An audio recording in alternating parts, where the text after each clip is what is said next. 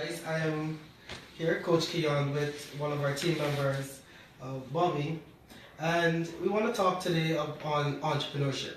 So I'm going to ask Bobby to share his views. What do you think about entrepreneurship in Guyana? Okay, entrepreneurship is a growing thing.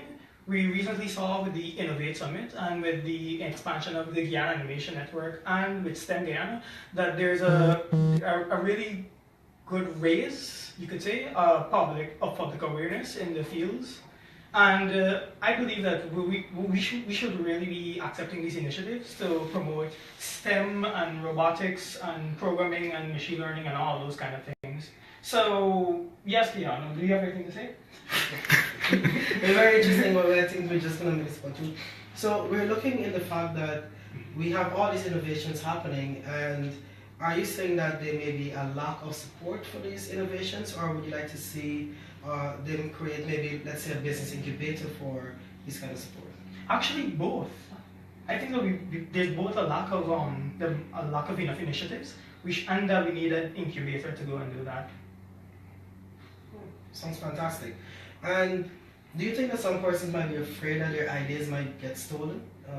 Do you think that's a concern that persons like yourself with those brilliant ideas might have as a concern?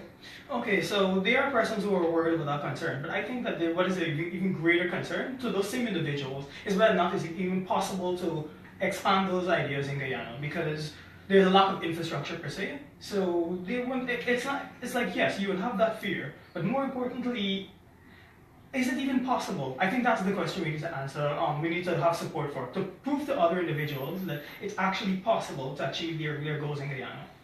So you mentioned that we lack the kind of infrastructure. Could you help us understand a bit more what infrastructure are you referring to? Okay, so let's use my field of study for example. I'm studying electronics engineering, and yes, it is nice to go and repair AC and go on telephone poles and do those kind of electrical servicing. But where the real innovation comes in, or where the people really get passion for the field, is when they go about inventing things. And let's be honest, there really is no field, there's no industry for that in Guyana right now, in manufacturing and all of those kind of things in the field of electronics. So, if we were to use that example, what we really need is, what I wanted to propose as a business proposal, as a hackerspace, essentially. Elon Marx, who has recently made the We Own Space initiative, he has done something similar, and it's been successful so far, from what I've seen so far. But he's focusing more on the computer science aspect, so you said hackerspace. So for those persons out there might be thinking that you want to be hacking into government systems, etc. Could you help us understand what you mean by a hackerspace? Okay, the correct term is a makerspace. I was discussing this with STEM Guyana the other day actually. So a makerspace is an environment where people come to work, so that if they have projects, this includes school children, but also adults. Like if they have working adults who want to work on technology or something of the sort, like a laptop needs to be repaired or something. It's basically a service center where people can come in, they can rent a space for a certain amount of time, they have access to equipment and tools, and they go about doing their work. It's also a place for networking as well. So that's in general what a hackerspace is. It's more than that, just that. And we see it internationally across a lot of top universities. They always have a hackerspace nearby. So, I mean, that sounds like a fantastic idea, and who knows, it might become a reality very soon. Mm-hmm. So that we can continue to foster the creative energies that the Guyanese people have. And in fact, I recently made to understand that the STEM, they went really far with regards to the robotic championship that they were a part of. Yes, the robotics competition is called the first Global Robotics Competition. It was held in 2016 in Washington, D.C. At the end of the first day, Guyana was first place. Let me say that.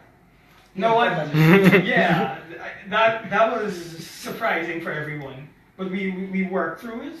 All from we got the kits in around April all the way to August. We excelled at it. At the end of the day, we got 10th place, and I don't want to say exactly why. Yes, but there will also be the same thing this year as well. The same first robotics competition, and we're currently looking for people. Yeah, I'm just throwing it out there. We're currently looking for people as well. Especially you have to be 18 and under if you want to be the actual participant, or you can be 18 and above to be a mentor. 8 or 18? 18, my bad. 18, okay. I was just trying to figure out. I definitely can't qualify. And one final thing, Bobby, if you want to leave a message to the people out there when it comes to entrepreneurship in Ghana, what would you leave with them? What would you tell them? I say that what we need right to make Guyana is that, okay, what we need in Guyana is that there are people with skills. There's no doubt about that. What we really need is to get out the house and start networking. So by getting these individuals with these individual skills per se to network together, it becomes a reality to achieve the goals you want to achieve. Fantastic. So there you have it, guys, hearing from Bobby when it comes to entrepreneurship in Ghana, with a specific focus on technology. You make sure you got that in.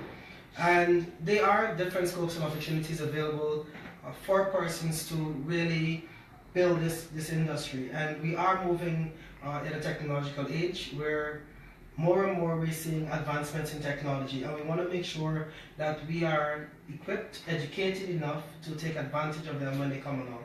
And for those persons out there who are also thinking along the line of business when it comes to entrepreneurship, don't be afraid. We have our 6-step seminar that is coming up next Friday.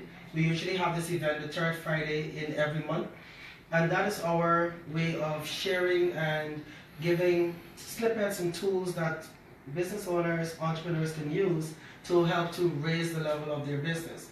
Similar to what Bobby is saying, we want to make sure we provide that structure where persons can come network and have the opportunity to grow themselves and their business. So just reminding you again, for that 6-step seminar, it's going to be next Friday. It starts from 4 p.m. It goes up to 7:30. It's going to be at the Action Coach building, which is 122 Parade Street. We're going to put a link below this video so that you can come and you might get a chance to see Bobby and hear more about his innovation in the, is it electronic field? Electronics, engineering, robotics, anything. Electronics, engineering, robotics. Fantastic. So thank you guys. Have a fantastic weekend. See you. Thanks, Bobby. So there you just had it from Bobby and Keon. And again, leadership is all about creating more leaders. And you just heard Bobby speak, and he sounded like a leader in the tech field. So what are you doing to empower others as well? And I have next to me as well Bahram. He heads our marketing and IT department. And he's also a leader in the making. He leads his team, and they do quite a lot of stuff. What do you guys do? We provide IT support for different businesses. More. They